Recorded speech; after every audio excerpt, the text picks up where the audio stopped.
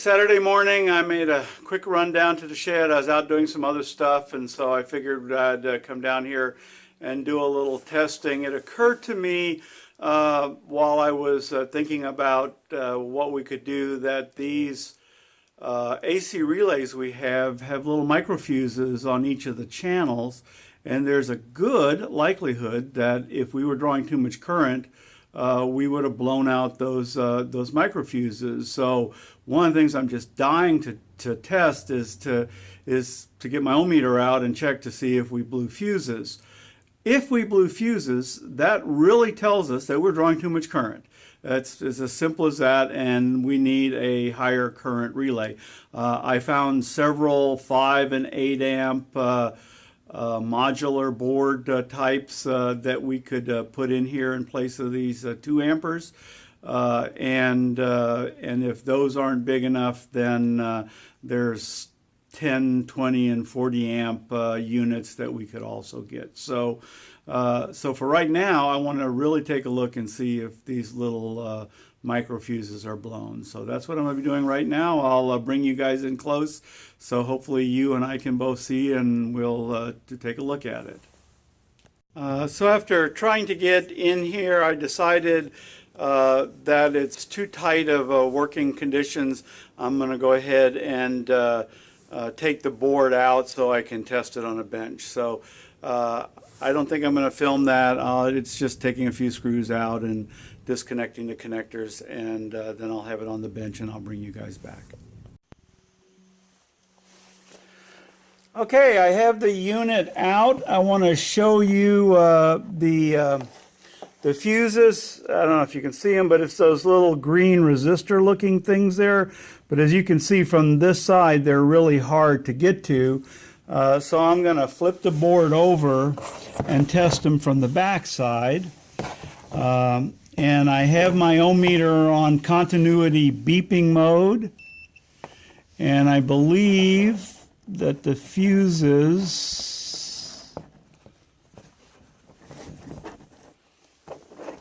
okay, the fuses run between this terminal and this terminal, and I have no connectivity there. I do have it there. I've got it there. I've got it there. I don't have anything there. I don't have anything there. I've got it there. And I've got it there. So it looks like 3 of the fuses are blown, which is exactly how many relays had stopped working. So that tells me right off the bat that we've been drawing too much current, and that's something that we're going to need to fix. So we'll, I think that's all I'm going to record here today. We'll go ahead and move on toward getting these things fixed. So it's obvious that the flippers on the pinball machine are drawing more than 2 amps since it's blowing the 2 amp fuses on the board.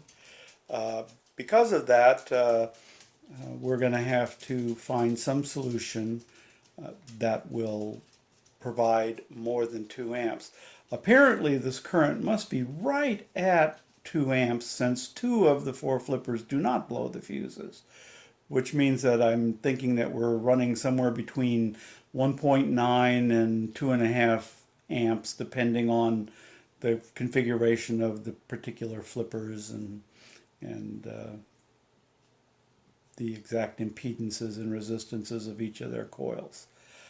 So because of that, we're going to replace the entire 8-port board with a 5 amp 8-port board that we found, and I'm going to take you to the computer real quick and show you that board and explain what we are planning to do.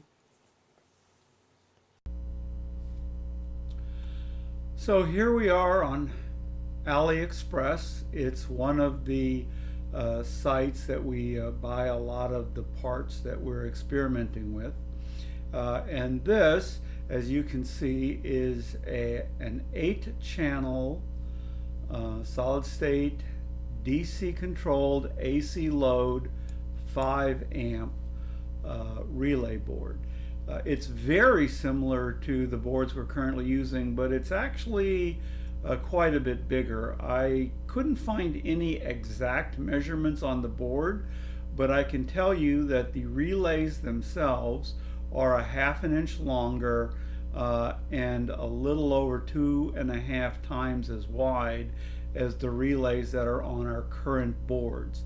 Therefore, it's obvious that this board is probably a ½ to 3/4 of an inch wider and maybe all the way up to twice as long as the board that we were using.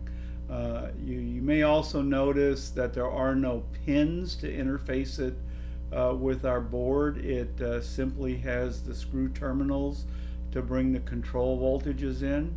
So we'll have to build a little header and put some wires in to bring the signals onto this board. But I do believe that it will probably mount in the same location as the board we are currently using.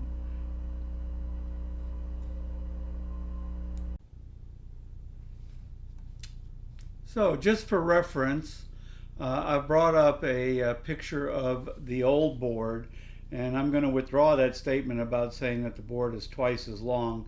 As you can see, they've packed the relays a lot closer together. But if you look at these terminals, I can't get over this without that thing popping up. But if you look at the output terminals, the little blocks of 2 there on the right-hand side, you can see that there's maybe a 1/4 of an inch or so of spacing between each of the terminals. If you go to the 5 amp board, it's hard to see back there on the back, but it looks like there's maybe double that amount of spacing. So in 8 relays, I would say 7 spacings, I would say we're adding 1.5 inches, maybe 2 inches at the most to the board. But anyway, that's really not the area where we're going to have a problem, since we have the whole bottom below the control board to mount this. It is the width of the board from this corner to this corner over here that is the problem, and in that I think we're dealing with about a ½ inch. So I don't think this is going to be much of a problem at all. By the way, I slipped up and actually moved to a different board. This is the board we're buying. Notice that this is a DC controls AC load.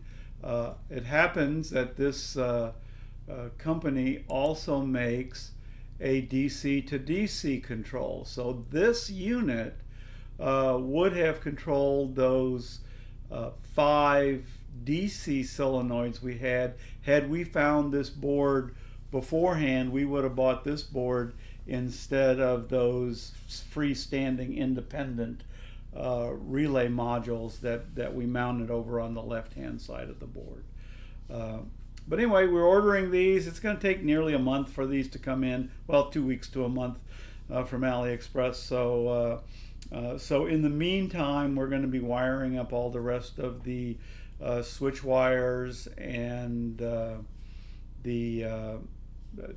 testing out things that we can test out. And here is some of those little micro solder-in fuses that we blew out. Also from AliExpress, say we can get a pack of 20 of these, 2 amperes to replace the ones we blew out for under $2. So we'll be ordering those and getting those replaced, and then our other board will be back up to full function. In the interim, while we're setting up, we do have another spare board of that we're going to slip in there, and we're going to modify the flippers so that the high current draw configuration is disabled, so we can test all the switches, bumpers, timing and all that stuff, the flippers just won't have all the power they would normally have for the real game. And then when the replacement board comes in, all of the flippers on the playfield, all of the solenoids on the playfield, flippers, reset relay for the drop targets, and all the other, the ball, the drain kicker, and I think there's a gate relay or solenoid, and those are all going to get driven by that 1.8 amp board, or that 1.5 amp board. By the way, I mentioned 8 amps. We did find a site that offered 8 amp solenoids, but they only had it in boards up to 4 ports. So we wanted an 8-port board, so we're going with the one that I just showed you. So I think that's going to be it for now. There is one other thing I wanted to show you guys, and that is the making of the little holder for my phone. And this will just take a couple of seconds, so I'll cut back to the camera, and I'll just hand hold that and show you what I did. Okay, talking about the camera mount for my phone. I needed something that would allow me to see and touch the whole back screen while still filming from the front of the screen. And I looked online, Amazon and stuff like that, and I found a few things in the $20 range or something that would do the job, but I just never got around to actually ordering it. And so the other day I really wanted a camera mount so we could film the working on the pinball machine without having to handhold the camera. And I happened to be at a local hardware store getting some other stuff for a project I was working on, and I came across on the counter this little impulse buy thing. And this is just a tiny little spring-loaded camera clamp with a rubber bungee thing that's designed to clamp over like the vents on your car or something like that. And that's basically all this was. And it cost a whopping $2.49. With tax, $2.64. So really cheap little holder, but it's what I needed to actually hold on to the phone. Then I needed some way to actually attach this to the tripod.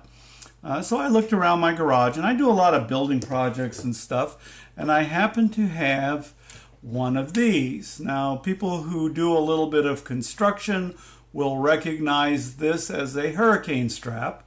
It's basically used to tie the rafters of a house to the walls of the house to keep hurricanes from pulling the roof off the house when the wind gets too strong. And these things, I don't have a price on this one, but they're in the 50-cent range or something like that. Now, it's got a bunch of little holes already in it, but it doesn't have anything big enough to hold a camera mount. The camera mount is roughly about this, and this is a 1/4 screw. So all I did was I went out into my garage and I drilled a hole right through. Actually, I drilled on the one I built, I drilled a hole right there, and I stuck that right in there. And then and that was it hitting the floor. I took this and I unscrewed this little, I'm not sure I can do it by hand.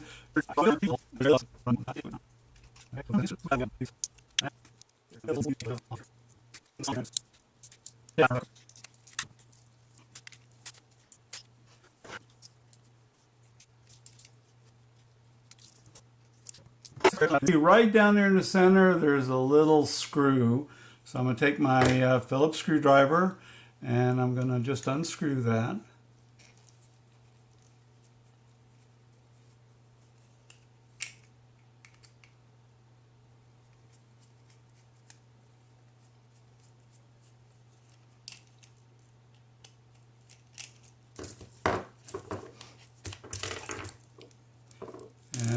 And that takes the bracket off, gives you a little screw, and it gives you this piece.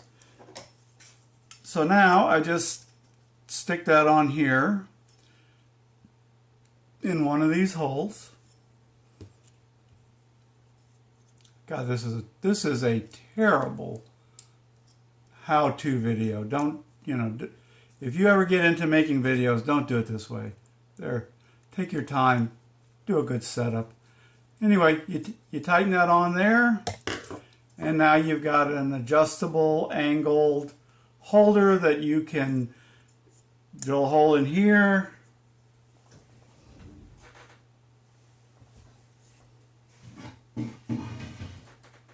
Did I mention that my thing fell on the floor? Yep. So anyway, so this bolt's in there, and you can mount it on your camera there. I decided that I didn't like it in that orientation, so I bent this up. And I'm gonna pull my camera off of my camera mount right now. I have a little mini tripod sitting on my desk with this mounted on it, so I will show you how that is mounted up. Excuse my hands. So right there, you can see the camera mount. Let me pull it out of the way a little bit. So this is what it looks like. You can see I bent the thing. I just put a 1/4 nut on that screw, and that holds it up. Camera mounts on there. It works perfectly. Total cost, $3. So this was really a great thing, and I'm building another one because I have two tripods, and this will give me the way to mount 2 of them without unscrewing one and moving it to the other. So that's it. So handheld again for a moment.